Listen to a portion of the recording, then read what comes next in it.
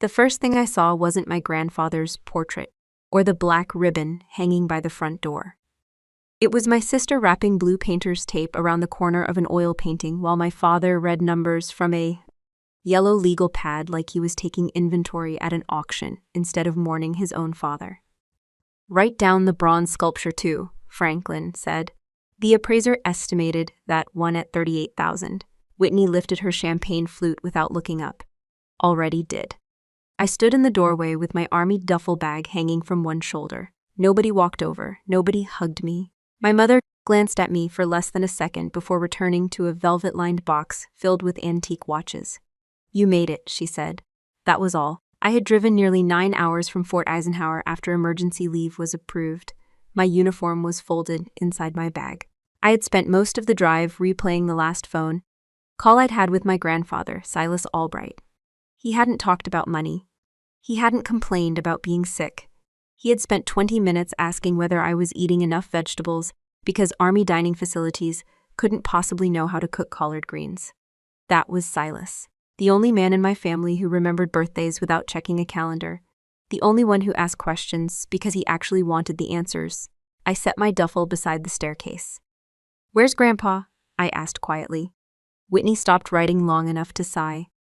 "The funeral home already picked him up yesterday." I looked around the room. His favorite reading chair was gone. The shelves where he'd kept military history books were half empty. Several framed photographs had been stacked against the fireplace with little sticky notes attached. Sell, appraise, move to storage. Nobody had bothered covering them. Nobody seemed uncomfortable doing any of this. Franklin finally noticed I was still standing there. "Don't block the doorway," he said. "The movers are coming back at 2:15. Not hello, not how are you. Just logistics." I picked up one of the framed photographs leaning against the fireplace. It showed Grandpa standing beside me after my CD promotion ceremony. He wore the same old brown jacket he'd owned for 20 years. His smile looked bigger than mine. Whitney laughed. "You can keep that if you want. Nobody else does."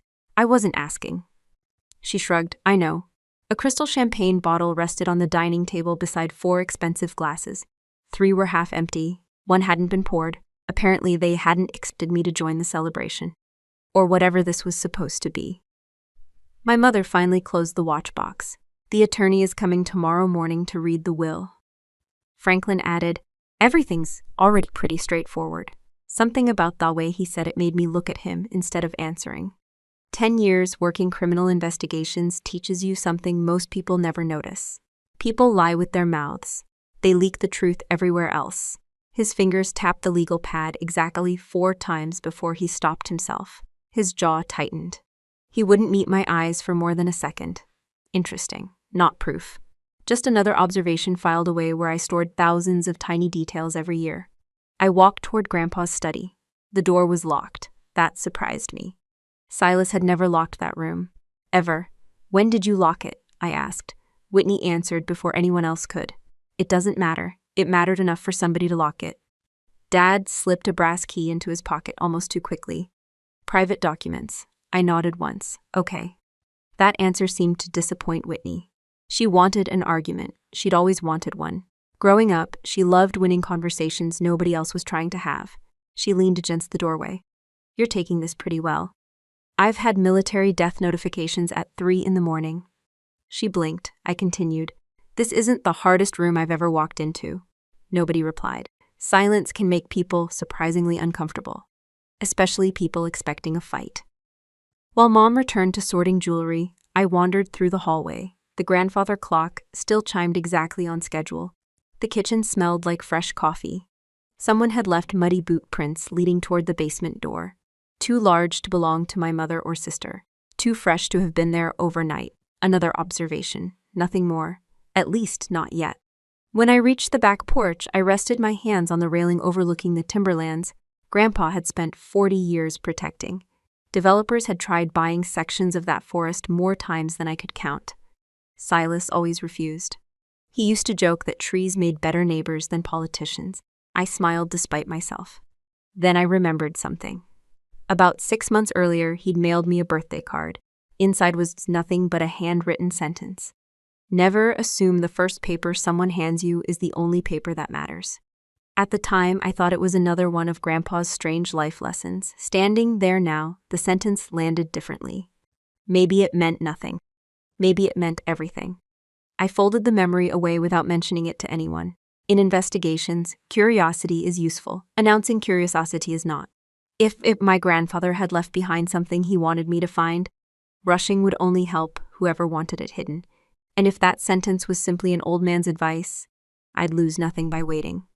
The sliding glass door opened behind me. Franklin stepped outside carrying another clipboard. There you are. I turned. We're getting Whitney packed up before tomorrow. He pointed toward the dining room. The antique dining chairs need to go into her truck. I looked past him. Those chairs had been Grandpa's pride. Handmade in Savannah in 1958. He'd refinished every one himself. Dad didn't seem to notice where I was looking.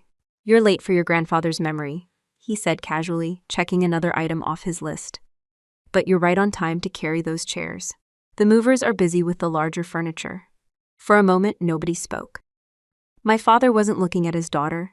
He was looking at free labor. I picked up my duffel bag without answering. Sometimes the fastest way to learn what people truly think of you is to let them keep talking. Standing there in the house my grandfather built, surrounded by people already spending what wasn't legally theirs, I had the unmistakable feeling that the most important thing Silas left behind wasn't sitting in plain sight at all. That unanswered question became the one thing I refused to let go of. I carried the last dining chair into Whitney's truck without saying a word, then walked back inside before anyone could invent another job for me.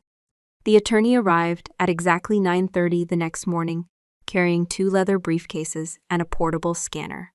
His name was Raymond Ellis. I'd met him twice over the years. Grandpa trusted him enough to handle company contracts, but never enough to play poker with him. That distinction had always made me laugh. The laughter felt very far away now. Mr. Ellis placed several folders across the dining room table while my parents and Whitney settled into their seats like they were waiting for the opening bell at a prize fight. I took the chair nearest the window. Nobody offered coffee. Nobody asked if I wanted breakfast. Whitney wore a cream-colored designer suit that probably cost more than my monthly mortgage payment.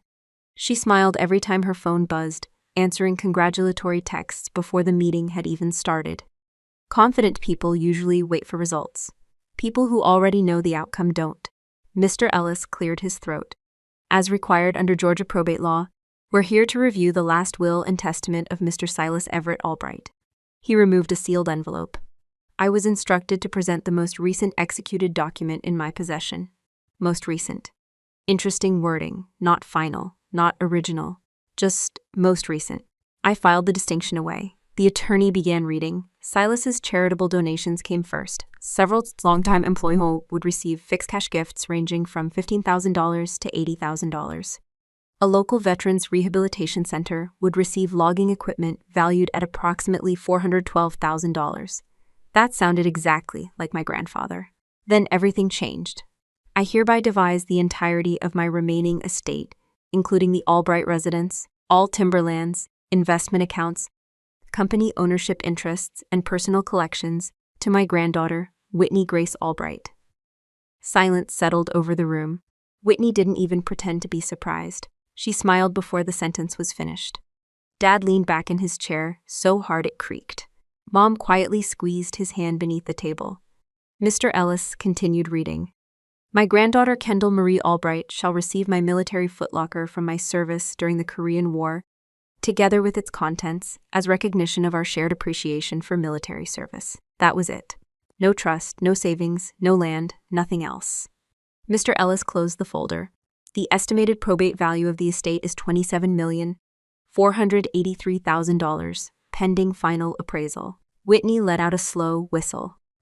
Grandpa always did have good taste. Nobody corrected her. Nobody looked embarrassed. Whitney turned toward me with a smile that belonged in a country club instead of a funeral. You know what? She laughed softly.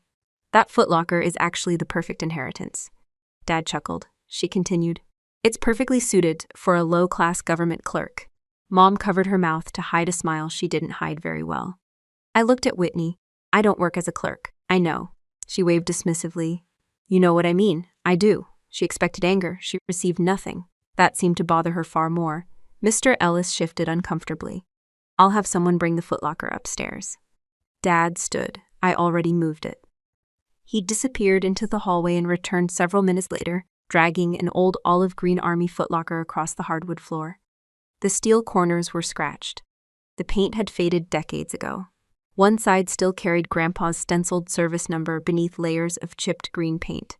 I recognized it immediately. When I was 10 years old, Grandpa had caught me trying to open it in his workshop. He smiled instead of getting angry. Some things, he'd told me, don't belong to the curious. They belong to the patient. At the time, I thought he was protecting old photographs. Now I wasn't so sure. Dad dropped the footlocker beside my chair. The heavy iron latch clanged against the metal lid. There you go. His voice sounded almost relieved. I rested one hand on the weathered surface. The steel felt cold. Older than every person in the room except the man who had carried it through war. Whitney laughed again. I hope there are at least some old medals inside you can decorate your office. My office doesn't need decorating. She rolled her eyes. There she goes. The army robot. I ignored her. Instead, I studied the document lying on the table. Mr. Ellis noticed. Would you like to review the signed copy? Yes. He slid it across. I didn't rush. The signature looked like Grandpa's at first glance. Most forged signatures do. Real examination begins after first impressions. The capital S curved slightly wider than I remembered. The pressure points looked unusually even. Silas always pressed harder near the end of his last name because arthritis stiffened his fingers. This signature stayed almost perfectly consistent. Possible explanation? Good day, different pen, or something else. Not evidence, just another observation. I looked toward Dad. He wasn't watching me. He was watching the document. His breathing had become noticeably shallower. Then, almost without realizing it, his eyes drifted past me, toward the hallway, toward the basement door. Only for a second. Maybe less. Then he caught himself and looked away. That tiny movement lasted no longer than a heartbeat. But I had spent 10 years interviewing suspects who believed they controlled every expression crossing their faces. People preparing to deceive usually guard their words. Almost nobody remembers to guard their eyes. I followed his glance without moving my head. The basement door remained closed.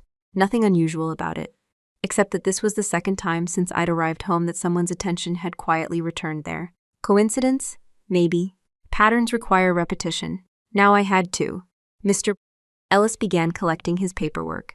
If there are no objections, we'll begin the transfer process this afternoon.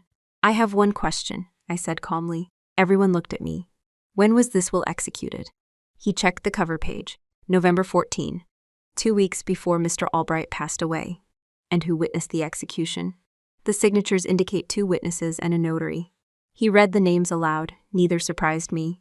One was Grandpa's longtime groundskeeper. The other was a local accountant I'd never heard Silas mention before. The notary's name sounded vaguely familiar. I didn't react. Instead, I closed the folder and handed it back. No further questions. Whitney smiled as if she'd won something. Maybe she thought she had. I wrapped both hands around Grandpa's old footlocker and lifted it from the floor.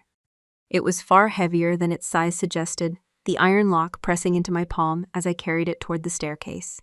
Behind me, I heard another champagne cork pop. Ahead of me, I noticed something far more interesting. My father's eyes drifted one more time toward the basement door before he forced himself to look away.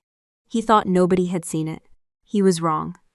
Every unexplained glance, every nervous pause, and every detail that didn't quite fit had already found its place in the evidence file I was quietly building inside my own head.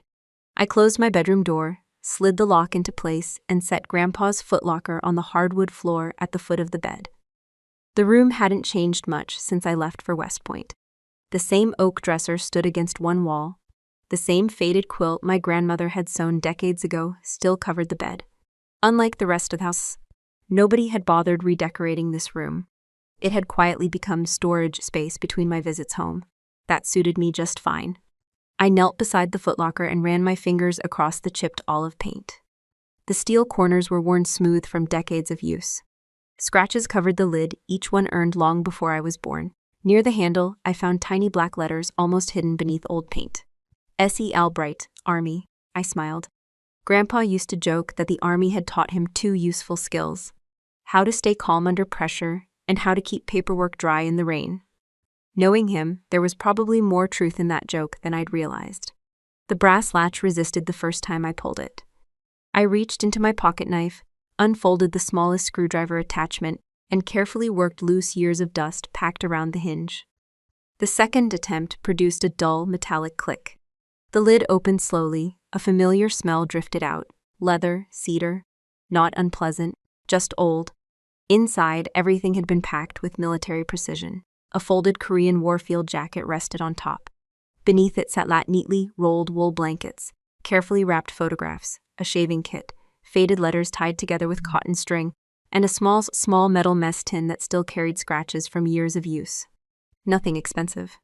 Nothing anyone chasing $27 million would consider valuable. I lifted each item carefully instead of dumping everything onto the floor. Evidence deserved respect. So did memories. The photographs showed young soldiers smiling beside trucks and tents. One picture caught my attention. Grandpa couldn't have been older than 20. On the back, he'd written only 4 words. Never rush the truth. That sounded exactly like him. I placed the photograph beside me and continued. The letters came next. Most were from my grandmother before they married. One contained a pressed clover that crumbled the moment I unfolded the paper. I carefully slipped it back inside. Some things survive 70 years, some don't. Near the bottom rested a green army notebook. Its pages were blank except for equipment checklists and weather notes. Nothing unusual. Then my fingers touched wood. Not the steel bottom of the trunk. Wood. I frowned. The interior should have ended 6 inches lower. Instead, something solid sat beneath the canvas lining. Interesting. I removed the remaining blankets. The wooden base looked perfectly ordinary until I noticed 4 tiny brass pins set into the corners. They weren't factory hardware. Someone had installed them later. Grandpa had spent years restoring antique furniture. Hidden compartments were one of his favorite hobbies. When I was 14, he'd hidden my birthday present inside a hollow table leg just to see how long it would take me to find it. 3 days. He laughed about that for months. I examined the edges without forcing anything. No visible latch, no screws. Then I noticed a narrow groove running along the left side, just wide enough for a thumbnail. I pressed gently. Nothing. I tried sliding instead. The wooden panel shifted less than half an inch. That was enough. The false bottom lifted free. Beneath it rested a single leather-bound journal wrapped in waxed cloth. Nothing else. No jewelry, no stacks of cassettes, no secret stock certificates. Only the journal. I unfolded the cloth. The first page carried Grandpa's handwriting. Private Field Journal. Property of Silas E. Albright. If you're reading this without my permission, congratulations, you finally got smarter than I expected. I laughed out loud. It was exactly his kind of humor. The next several pages described military memories. Names, locations, daily observations. Nothing sensational. Just an honest soldier recording ordinary days during extraordinary times.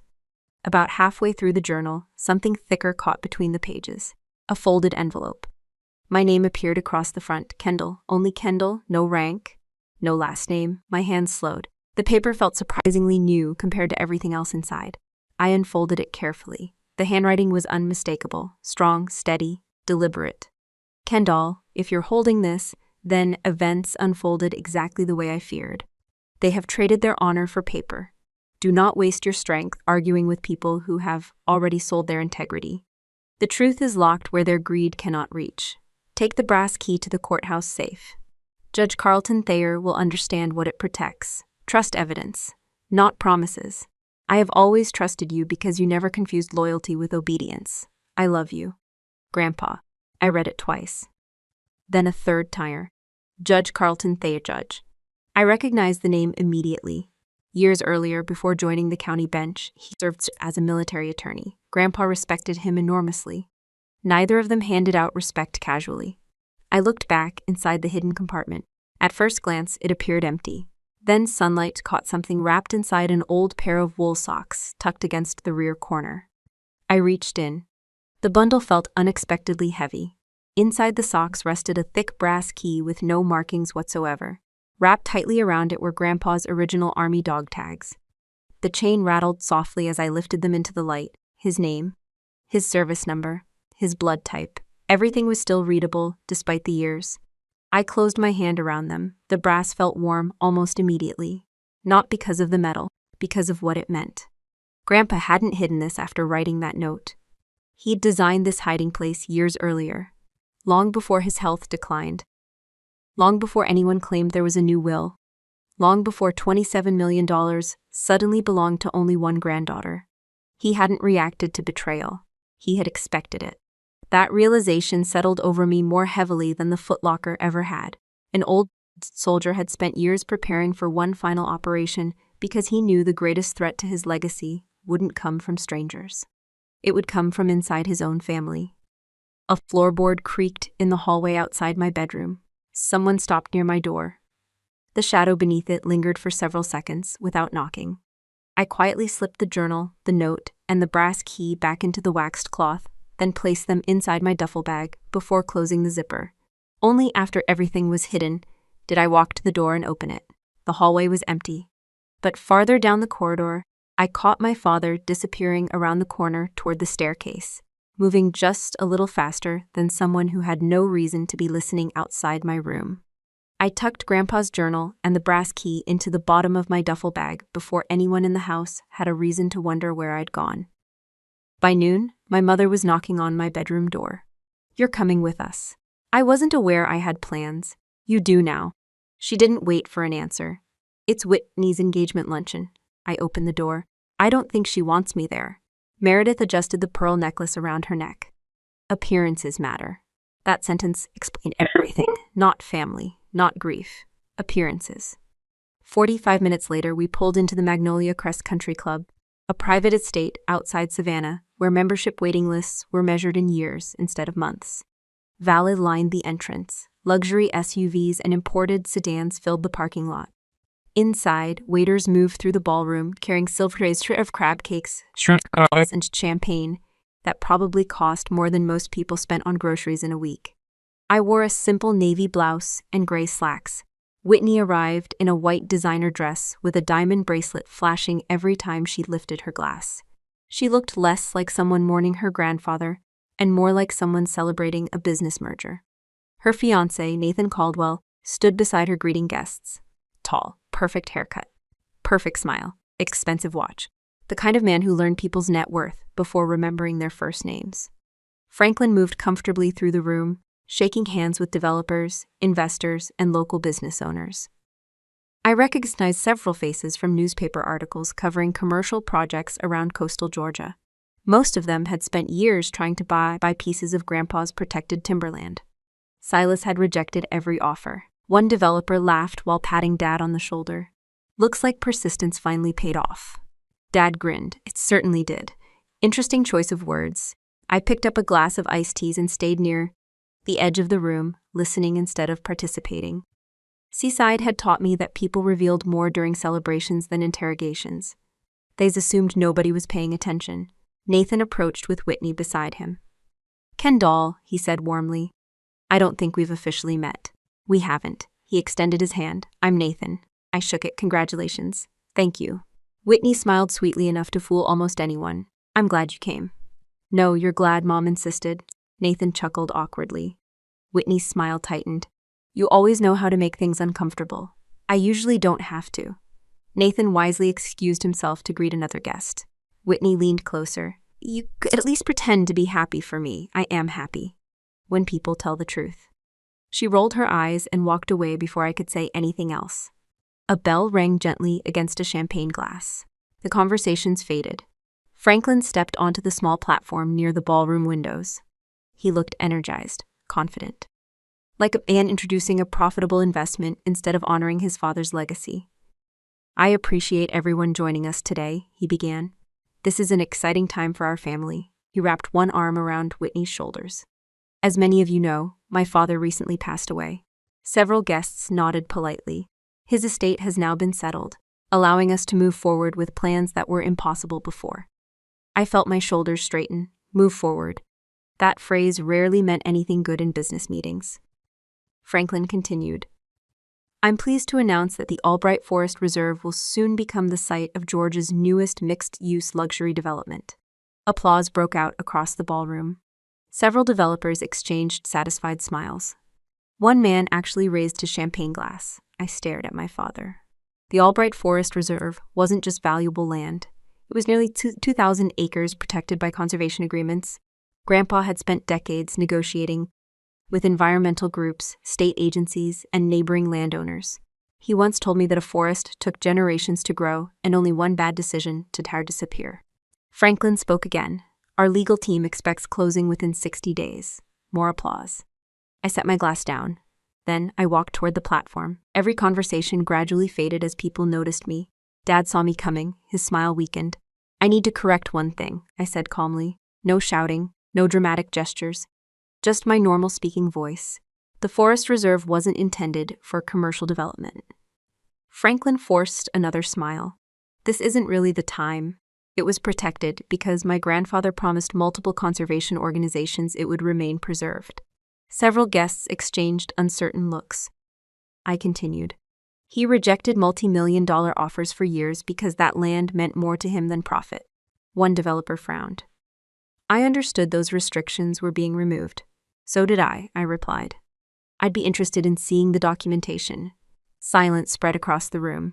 Nobody applauded now. Nathan looked from me to Franklin, clearly realizing this wasn't a planned family discussion.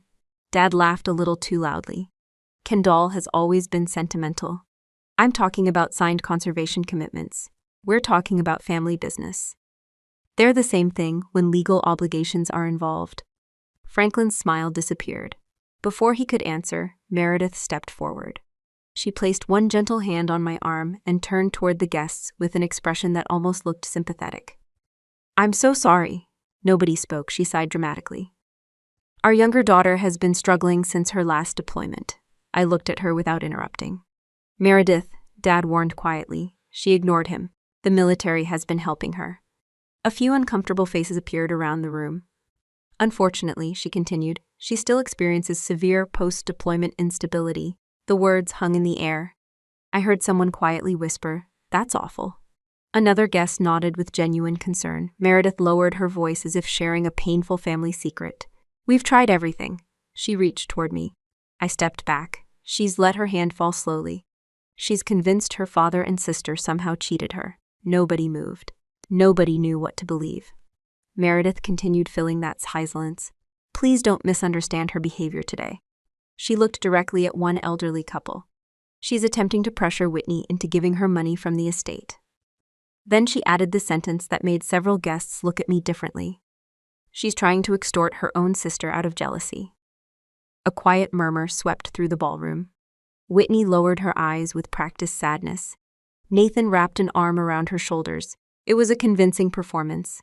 If I hadn't known the script in advance, I might have believed it myself. I looked around the room. Some people avoided eye contact. Others offered polite expressions of pity. Only a handful seemed uncertain. Not one of them knew that my mother had just accused an active-duty Army CD captain of criminal conduct in front of nearly 100 witnesses. She thought she had erased my credibility. Instead, she had created something investigators appreciate more than apologies. A room full of independent witnesses who had all heard the exact same false statement. I picked up my untouched glass of iced tea, took one slow sip, and set it back on the nearest table. I hope everyone enjoys lunch, I said evenly, and I hope, before anyone signs a contract involving my grandfather's land, they ask to see every document instead of only the convenient ones. No one answered. I turned and walked out of the ballroom without looking back. Sometimes the quickest way to expose a lie isn't to argue with it. It's to give it enough room to become expensive. As I reached my truck, I could still feel the weight of Grandpa's brass key inside my duffel bag. For the first time since coming home, I knew exactly where I needed to go next. I drove away from the country club without checking whether anyone tried to stop me, and instead of heading back to the estate, I pointed my truck toward the Camden County Probate Court. Grandpa had always said that if someone insisted on making everything public, you might as well let the truth enjoy the same audiences. The courthouse wasn't impressive. Red brick, white columns, a flag that had seen better days. The building looked more interested in doing its job than impressing visitors. I appreciated that. Inside, I walked through security, signed the visitor log at 2:18 p.m., and asked the clerk whether Judge Carlton Thayer had a few minutes available. She looked at my military ID. Captain Albright? Yes. She smiled politely. I'll see if he's between hearings. 5 minutes later, I was sitting across from Judge Thayer in his chambers. He stood when I entered. I remember your grandfather talking about you. I hope he was kind. He was proud. Those two words carried more weight than a room full of applause ever could. He motioned toward a chair. What can I do for you, Captain? I removed 3 items from a document folder: a certified copy of the will, my handwritten observations, a magnified photograph of Silas's signature that I'd printed at Copy Center before coming to court. I am not contesting the will based on emotion, I began. Good. I request that the court examine whether the document is authentic. He leaned forward. What concerns you? I pointed to the enlarged signature. My grandfather suffered from advanced arthritis in his dominant hand. Judge Thayer nodded. I remember. Every birthday card he mailed me during the last 5 years showed increased pressure variation. His hand always hesitated near the end of his surname. I slid another sheet across the desk. This signature maintains nearly identical pressure from beginning to end. He studied both pages silently. I continued. The slant differs by approximately 4 degrees. He glanced up. You measured it? I did. The spacing between the first and last names is also inconsistent with earlier legal documents. Judge Thayer didn't interrupt. He simply kept reading. Most people hear accusations. Experienced judges hear evidence. Finally, he folded his hands. Anything else? Yes. I told him about the locked study, my father's unusual behavior, the repeated glances toward the basement, the sudden rush to inventory every valuable item before probate concluded. I understand none of those observations independently prove fraud. But together, he asked, they justify asking better questions. A slow smile crossed his face. That sounds like something a CID investigator would say. I've spent too many years assuming coincidence. He stood and walked toward a tall filing cabinet. Your grandfather deposited a sealed antique safe into court custody several years ago. I kept my expression neutral, so the note had been accurate. He instructed the court that it could only be opened under very specific legal circumstances. My pulse quickened just enough for me to notice.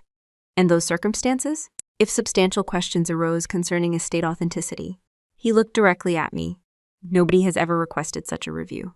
I am requesting one now. He nodded once. Then I'll need something more than suspicion. I expected that. From my folder, I produced Grandpa's handwritten birthday cards spanning 6 years, Christmas notes, signed business letters, military correspondence he'd copied for me years earlier. Every signature told the same physical story. The questionable did not. Judge Thayer arranged them side by side. He didn't rush, neither did I. After nearly 10 minutes, he finally spoke. I'm ordering a preliminary forensic review. Relief didn't show on my face. Years in investigations had taught me never to celebrate before the paperwork cleared.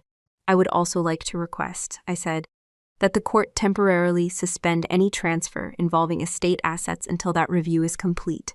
He reached for his pen. I believe that's reasonable. As he signed the order, he looked up. Captain, yes, Your Honor. If your grandfather trusted you enough to leave questions behind, I intend to find answers. Thank you. When I left Chambers, I felt something I hadn't experienced since returning home. Not victory, momentum. Outside the courthouse, I sat in my truck and opened my laptop. CID training doesn't disappear because you're on leave. It becomes habit. Every investigation starts the same way. Follow documented facts before chasing theories. Whitney's fiancé, Nathan Caldwell, introduced himself as a commercial real estate consultant. Consultants leave paper trails. George's campaign donations, corporate registrations, and business filings were publicly available. So were many property transactions. Within 30 minutes, I'd mapped Nathan's business partnerships over the past 3 years. Most were ordinary, one wasn't. A consulting company named Harbor Ridge Advisory, tiny, recently formed. Only one employee listed Nathan. Interesting. I kept digging. Another public filing connected Harbor Ridge Advisory to a regional title company involved in commercial property acquisitions. Still legal, still ordinary. Then I searched county payment disclosures connected to licensed notaries working on high-value transactions. One familiar name appeared, Linda Greer, the same notary listed on Grandpa's supposed November will. I requested publicly available payment records connected to one commercial closing. Nothing unusual. Then another. Still nothing. Finally, one electronic transfer caught my attention. November 14. The exact date printed on the will. Harbor Ridge Advisory had transferred exactly 10,000 thousands to Linda Greer. The payment description read consulting services. I stared at the screen. Maybe there was a perfectly innocent explanation.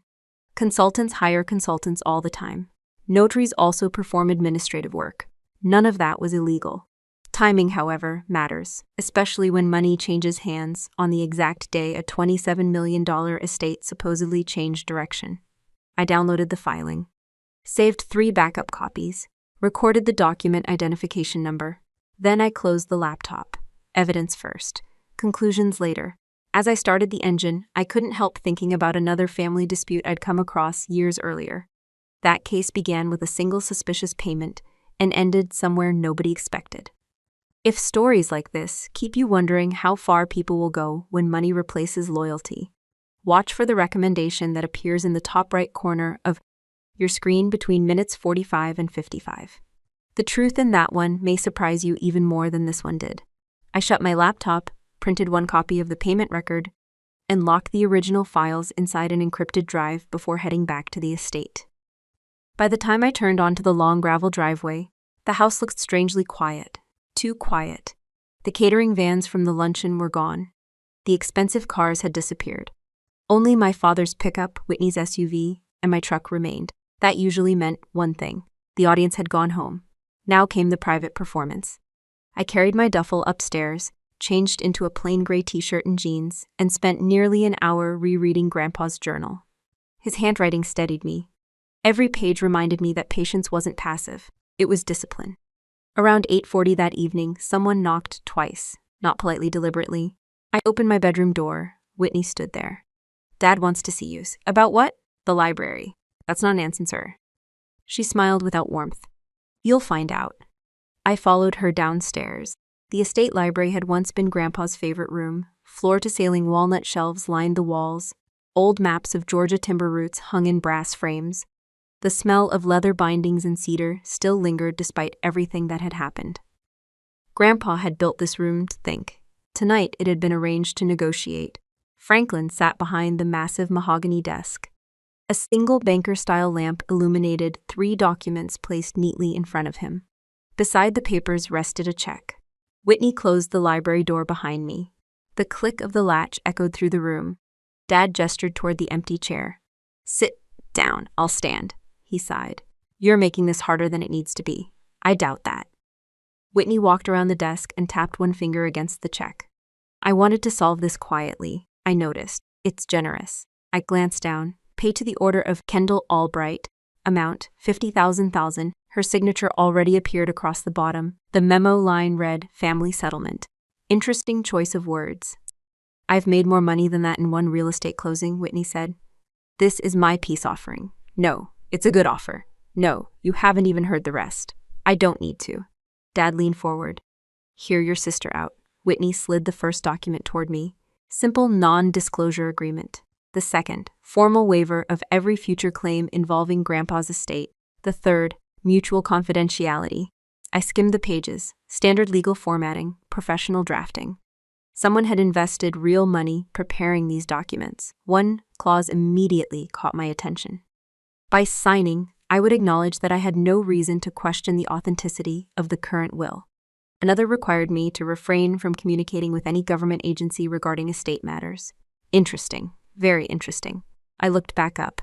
"Who drafted these?" "Our attorney, Mr. Ellis." Whitney hesitated for barely half a second. No, that answer mattered. If the family's own probate attorney refused to prepare them, someone else had. Franklin folded his arms. "You're overthinking everything." "That's literally my profession." He ignored the comment. "If you sign tonight, everyone moves on." "I've already moved on." "You know what I mean." "I do." Whitney crossed her arms. "You've embarrassed this family enough." I corrected a false statement. "You humiliated Mom. She accused me of extortion. You could have handled that privately." I wasn't the one speaking into a microphone. Silence settled between us. Whitney changed tactics. "You've got a military career." "Yes." "You've worked hard for it." "Yes."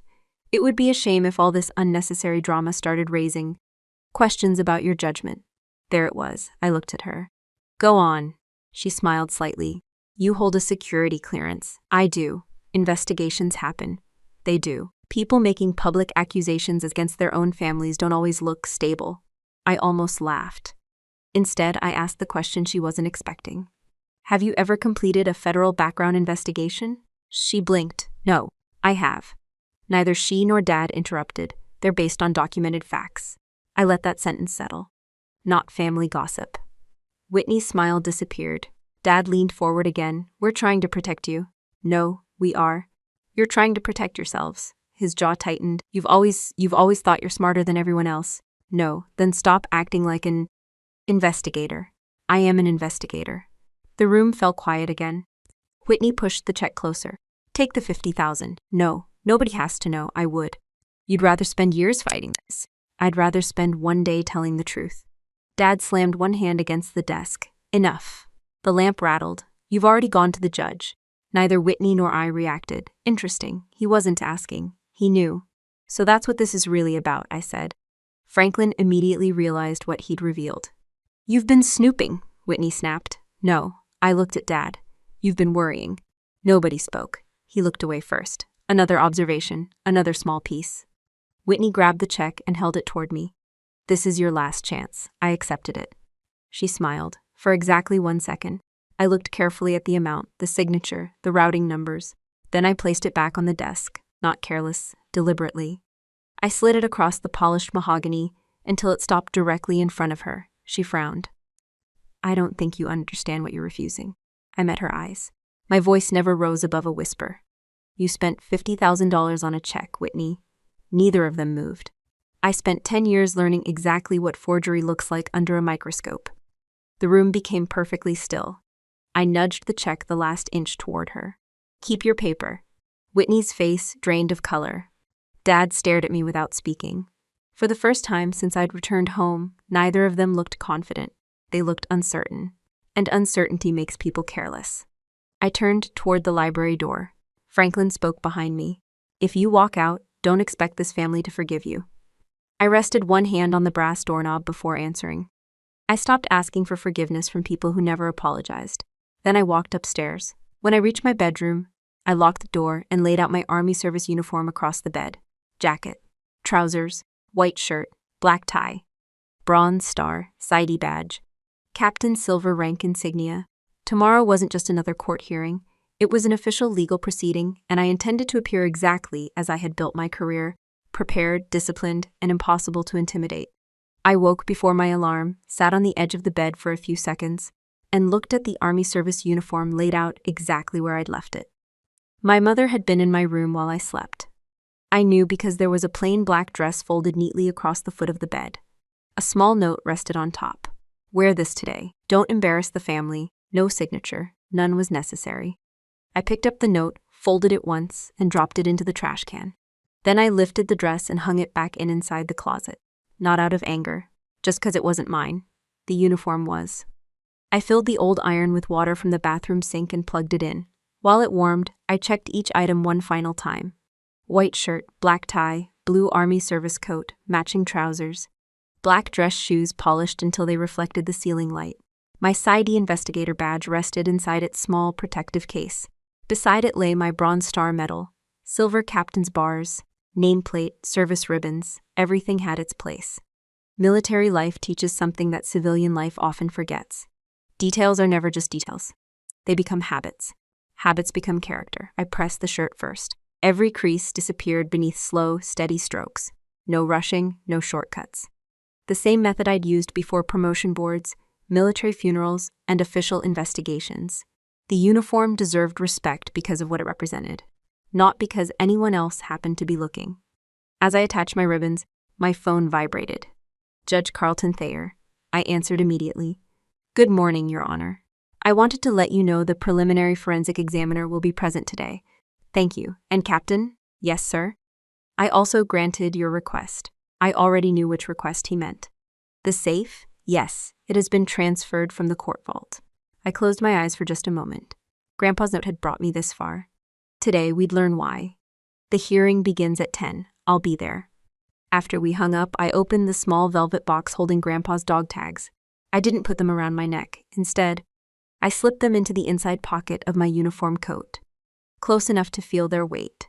Not visible enough to distract from the purpose of the day. I wasn't attending court as a grieving granddaughter alone. I was attending as an officer sworn to respect evidence wherever it led. Downstairs, dishes clinked against porcelain. Breakfast had started. I carried my duffel downstairs wearing only the pressed trousers and white shirt. The coat remained over my arm. My mother looked up first. Oh, that single word carried unmistakable disappointment. I left you something more appropriate. I saw it. You should wear it. I'm not. Whitney looked over the rim of her coffee cup. Trying to impress the judge? No. Dad folded his newspaper. This isn't a military hearing. I know. You don't need to play soldier. I buttered a piece of toast before answering. I've never played. The room went quiet. Whitney shook her head. You always have to make everything dramatic. I haven't raised my voice once. Mom placed her coffee cup down a little harder than necessary. People will stare. They usually do. Franklin leaned back. You'll look ridiculous. I smiled politely. The army has survived worse. Whitney laughed. You really think wearing medals changes anything? No. What then? It reminds me who earned the right to wear them. Nobody answered. I finished breakfast in silence. At 8:47, I stood and carried the uniform coat into Grandpa's old study. The door was unlocked for the first time since I'd come home. Interesting. Most of the shelves were empty now. Boxes lined one wall. His desk remained untouched. I stood in front of the mirror he'd installed decades earlier. Slowly, I slipped on the coat. Then came the routine my hands could perform without conscious thought. Captain's bars, perfect alignment. Nameplate, exactly centered. Service ribbons, measured spacing, side badge, locked firmly into place. Finally, the bronze star. I adjusted it once, twice, a fraction of an inch. Perfect. People sometimes think uniforms exist to impress others. They're wrong. A properly worn uniform reminds the person inside it that standards still matter, especially when nobody else seems interested in having any. I picked up Grandpa's journal from my duffel. You were right, I said quietly. The room, of course, offered no reply. It didn't need to. Everything he wanted me to know was already written. I returned the journal to my bag and walked toward the front staircase. Voices drifted up from below. Whitney was laughing. Dad sounded relaxed again. Apparently last night's failed negotiation had restored his confidence. Maybe he believed the courtroom would be another place where money carried more weight than facts. Maybe he thought I'd appear as the same daughter they'd ignored for years. He was about to learn otherwise. My shoes struck the hardwood one step at a time. The conversation downstairs stopped before I reached the halfway point. Whitney looked up first. Her smile disappeared. Mom slowly lowered her coffee cup onto the table. Franklin turned. For a moment, nobody spoke. I wasn't wearing combat gear. I wasn't carrying a weapon. Just a perfectly prepared Army service uniform worn exactly as regulations required. But something changed in the room. The daughter they'd ordered to move furniture had vanished. In her place stood a commissioned officer whose career had been built on facts, discipline, and accountability. Dad's face lost its color so quickly it almost looked painful. His shoulders stiffened. His confident expression collapsed into something I'd never seen on him before. Recognition, not of rank, not of medals, of authority he couldn't control. Whitney finally broke the silence. Seriously? I adjusted one glove inside my pocket. Yes. Mom found her voice. Take that off. No. This is a family matter. It's a legal matter. Dad stood. You think that uniform gives you power? I picked up my keys from the entry table. No. He waited. It reminds people that I already accept responsibility for my actions long before I walked into this house. Nobody followed me. As I opened the front door, the morning air was cool. The courthouse waited less than 20 minutes away. Behind me, I heard nothing except the front door slowly closing on a family that still believed appearances could manufacture the truth. Ahead of me waited a courtroom where appearances carried no legal weight at all. I parked outside the courthouse, locked my truck, and walked through the front entrance without looking toward the growing crowd gathered on the courthouse steps. Reporters recognized my last name before they recognized my face. Cassandra News Network, Captain Albright. Is it true you're contesting your grandfather's will? Do you believe fraud was committed? Camera shutters clicked in rapid bursts. I kept walking. CE teaches you an important lesson during public investigations. Never argue with microphones. Inside, the courthouse buzzed with quiet conversations. Lawyers moved between courtrooms carrying thick case files. Families sat on wooden benches waiting for hearings that would change their lives. Unlike the country club, nobody here cared about designer watches or social status. Only records. only testimony, only evidence. Courtroom 3 was already nearly full. I paused just inside the doorway. The front rows were occupied by local reporters. Behind them sat several members of the Magnolia Crest Country Club, including nearly everyone who had applauded my father's announcement 2 days earlier. Apparently, public humiliation attracted just as much attention as public celebration. Whitney sat beside Nathan at the plaintiff's table. She wore another expensive white suit. Nathan leaned close enough to whisper something that made her smile. Franklin sat beside two corporate attorneys I had never met before. Both wore tailored charcoal suits and the relaxed expressions of men who believed paperwork had already won the case. My mother avoided looking at me. Judge Carlton Thayer entered exactly on schedule. All rise. Everyone stood. The courtroom settled into silence as he took his seat. You may be seated. The clerk reviewed the probate matter before the judge looked toward Franklin's legal team. Counsel, the older attorney, stood first. Your Honor, my name is Robert Gaines, representing the estate through Ms. Whitney Albright. Judge Thayer nodded. You may proceed. Mr. Gaines walked toward the center of the courtroom carrying the November will. This matter is considerably simpler than opposing counsel would have the court believe. I almost smiled. There was no opposing counsel. I had chosen to represent myself regarding the factual issues I'd raised. That seemed to surprise him, he continued. The decedent exercised his unquestionable legal right to distribute his property as he saw fit. He held up the will. The document was properly witnessed. He turned one page, properly notarized, another page, and properly executed. He looked directly at the judge. The petitioner has offered nothing beyond speculation motivated by disappointment. The second attorney stood. If I may add, Your Honor. Judge Thayer nodded again. Our client understands these allegations are emotionally driven. He glanced briefly toward me. Captain Albright spent much of her adult life away from Georgia. True, she had limited involvement in the day-to-day operation of Mr. Albright's business. Also true. The deceased naturally relied upon Whitney Albright, who remained close to home. Whitney lowered her eyes modestly. The performance continued. It is therefore entirely reasonable that Mr. Albright would choose the granddaughter who demonstrated consistent family involvement. He paused for emphasis. Rather than one facing financial instability due to a career in government service. A few people quietly shifted in their seats. Interesting. Government salary was now being presented as evidence of unworthiness.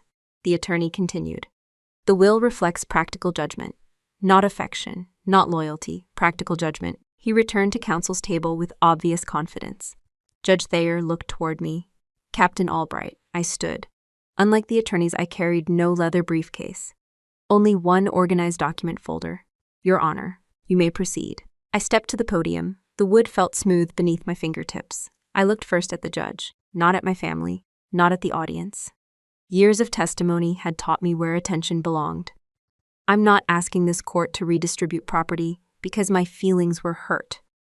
Complete silence. I'm asking the court to examine whether the document presented here accurately reflects my grandfather's intentions. Judge Thayer nodded slightly. I opened the folder. My first exhibit consists of authenticated signatures executed by Silas Everett Albright over a 6-year period. The bailiff delivered copies to the bench and opposing counsel. I continued. These include banking documents, business correspondence, holiday cards, and sworn affidavits. Mr. Gaines glanced through them. I placed an enlarged photograph beside the questioned signature. My grandfather suffered advanced arthritis. Judge Thayer already knew. The courtroom did not. That condition consistently affected pressure distribution across his signature. I pointed toward the enlargement. The questioned signature displays uniform pressure, altered spacing, and a measurable change in writing angle.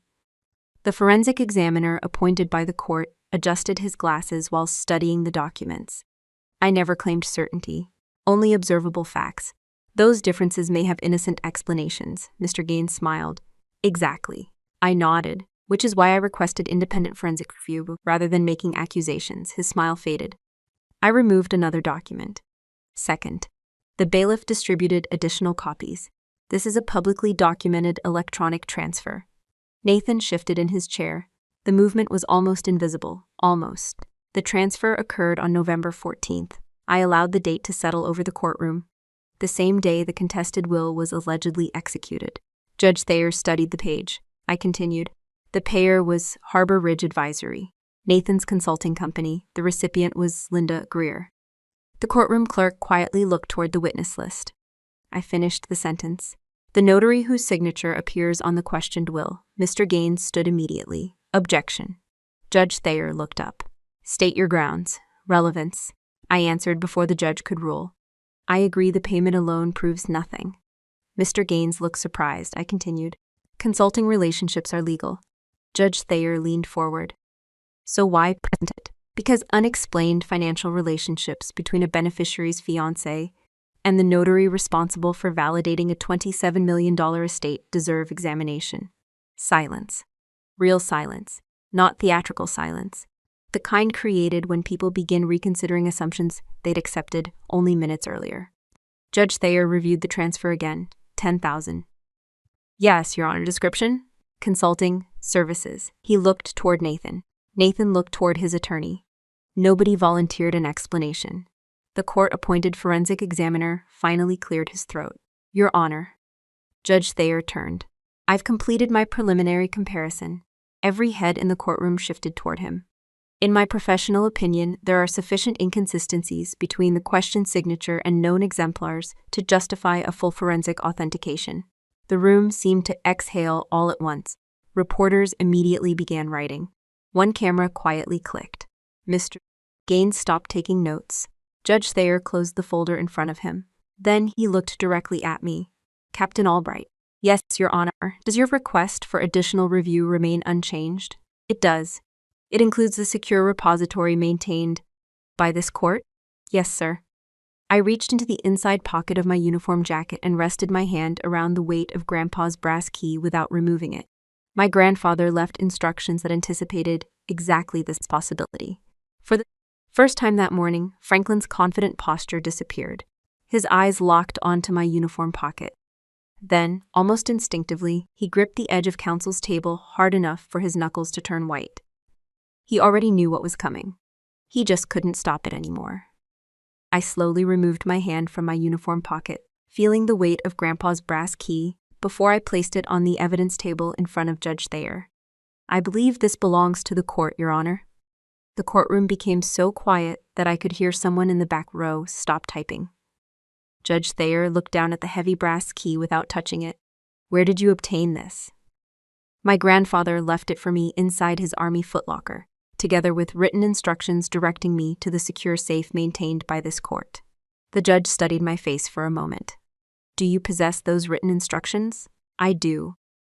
I handed the folded note to the bailiff, who carried it to the bench. Judge Thayer unfolded it carefully and read every line without interruption. When he finished, he placed it beside the key. Then he looked toward the courtroom clerk. The court will mark both items as exhibits. Franklin shot to his feet. Your Honor, I object. Judge Thayer looked at him. On what grounds? That safe is private family property. It has been under court custody for several years, the judge replied calmly. It still belongs to the estate, which is precisely why the court is responsible for determining its legal significance. Franklin's attorney quickly stood beside him. Your Honor, opening that safe serves no legitimate purpose.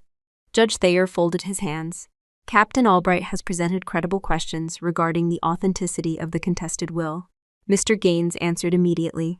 Questions, yes. Evidence of fraud, no. Judge Thayer nodded once. Which is exactly why further examination is appropriate. Whitney leaned toward her father. He whispered something back too quietly for anyone else to hear. For the first time since the hearing began, neither of them looked composed. They looked frightened. Meredith suddenly stood. Her chair scraped loudly across the courtroom floor.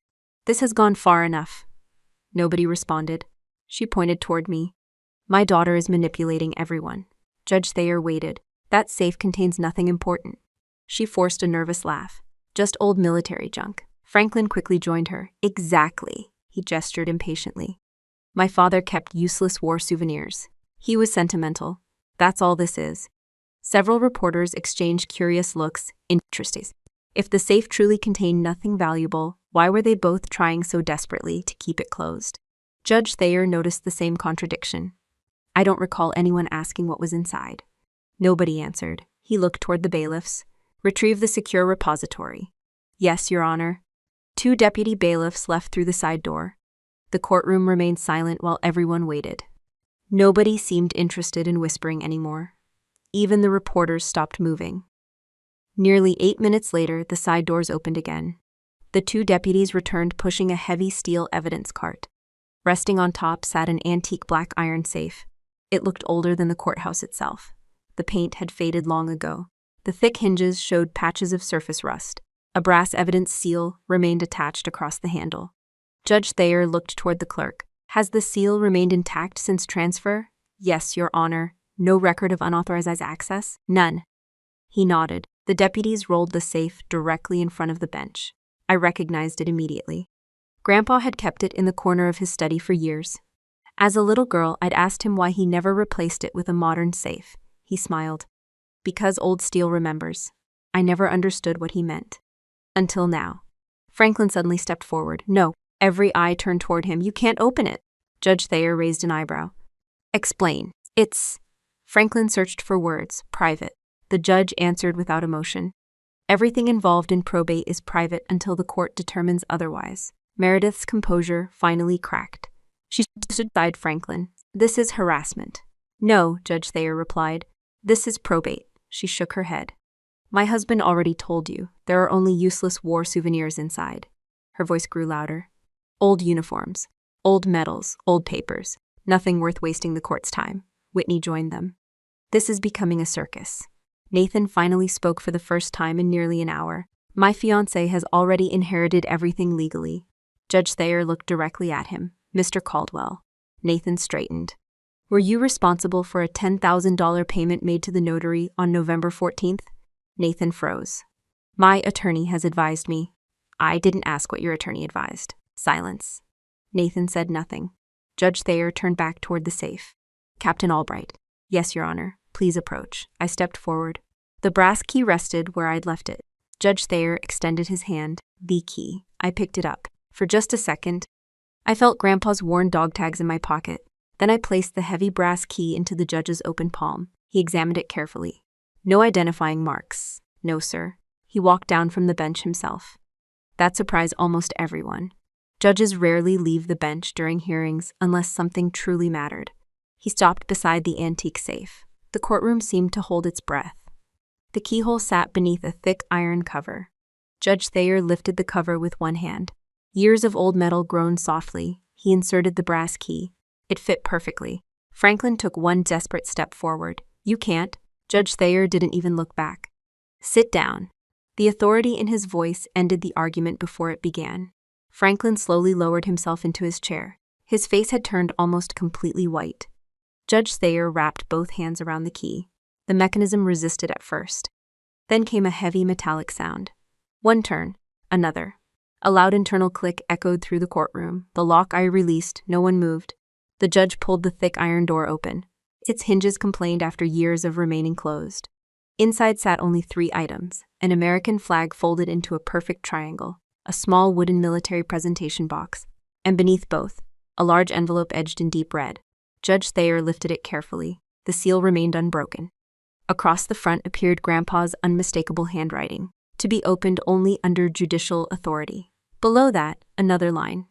Executed while of sound mind and physical health under military legal supervision. Judge Thayer turned the envelope over. The back carried multiple signatures, military witnesses, official certification, dates from years before Grandpa's final illness. The courtroom had been waiting all morning for answers. Instead, the old soldier had left something even more powerful. Proof that he had expected this day long before anyone else realized it was coming. I watched Judge Thayer hold the red-bordered envelope for several quiet seconds before he carefully broke the seal. Nobody in the courtroom moved. Not the reporters, not the attorneys, not even my father. The only sound came from the paper unfolding in the judge's hands. He adjusted his glasses and looked down at the first page. This document identifies itself as the last will and testament of Silas Everett Albright.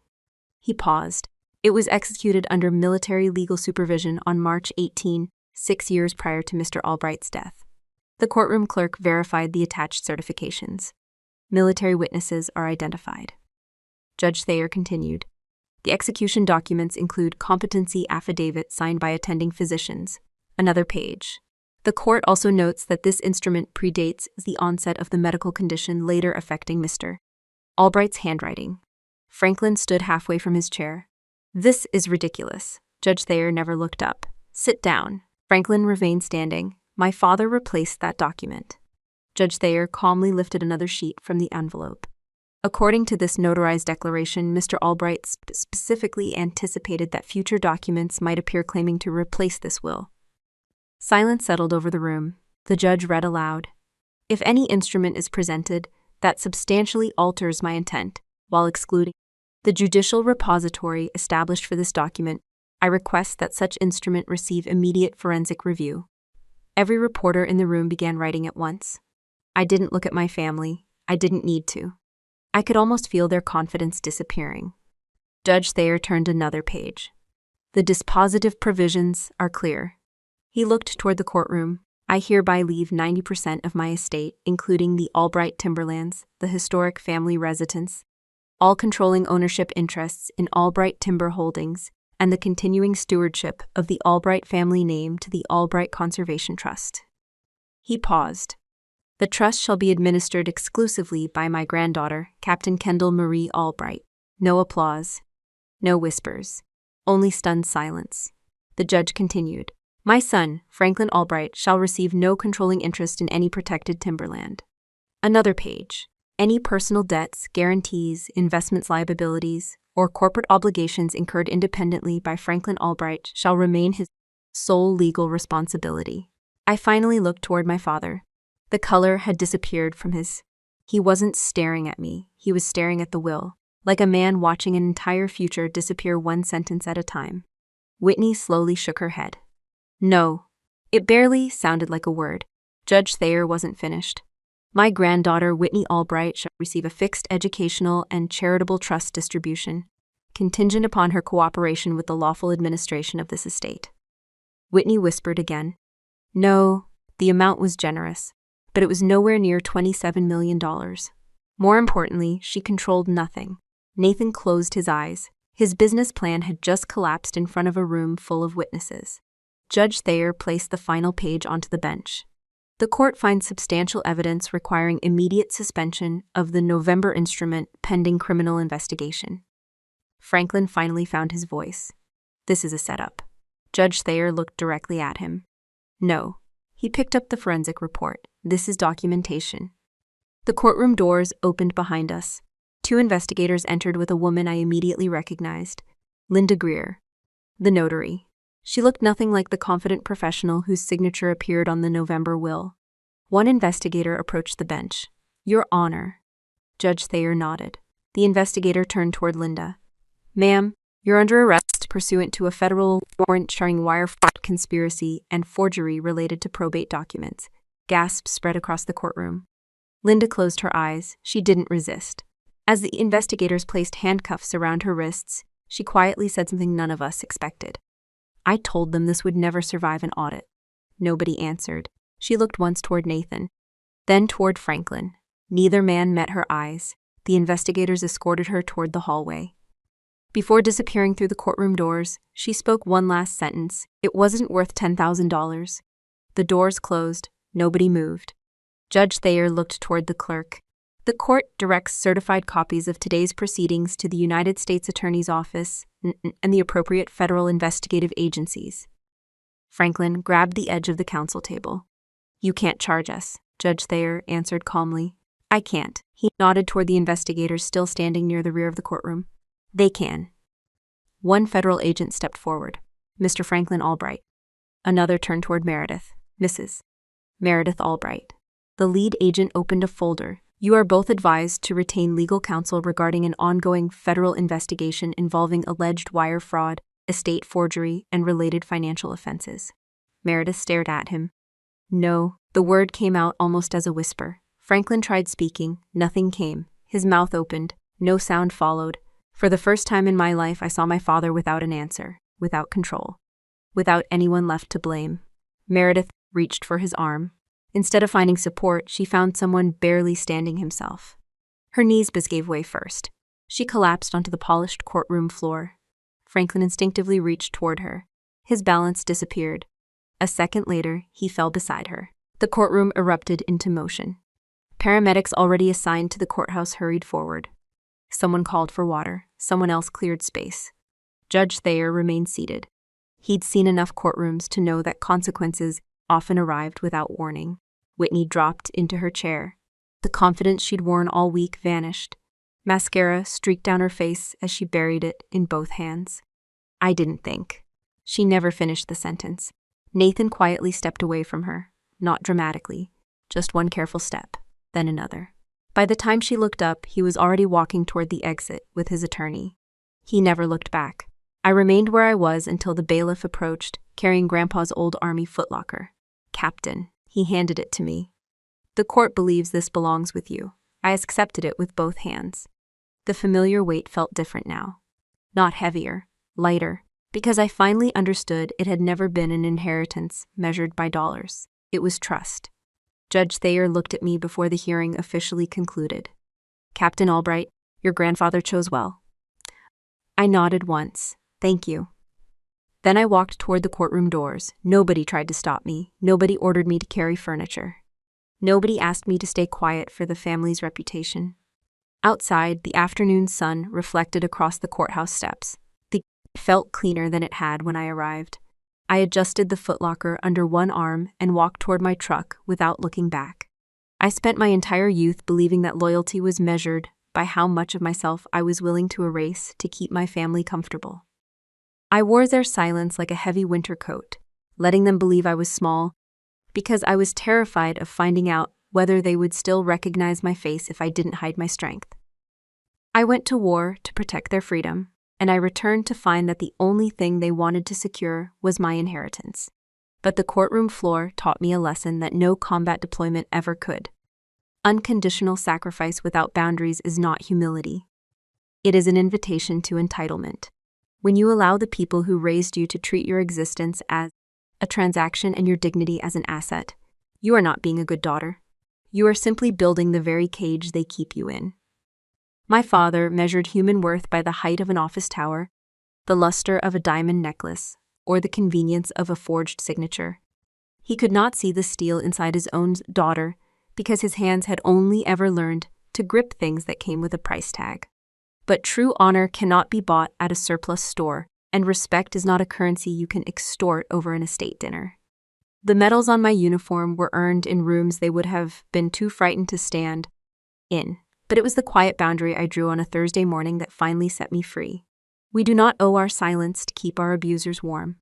Sometimes the most loving, dignified thing you can do is to stop holding up a roof that was built to crush you, set the weight down, and walk out into the clean, honest light. Before I leave you with the lesson this journey taught me, take a moment to watch the story waiting on your screen.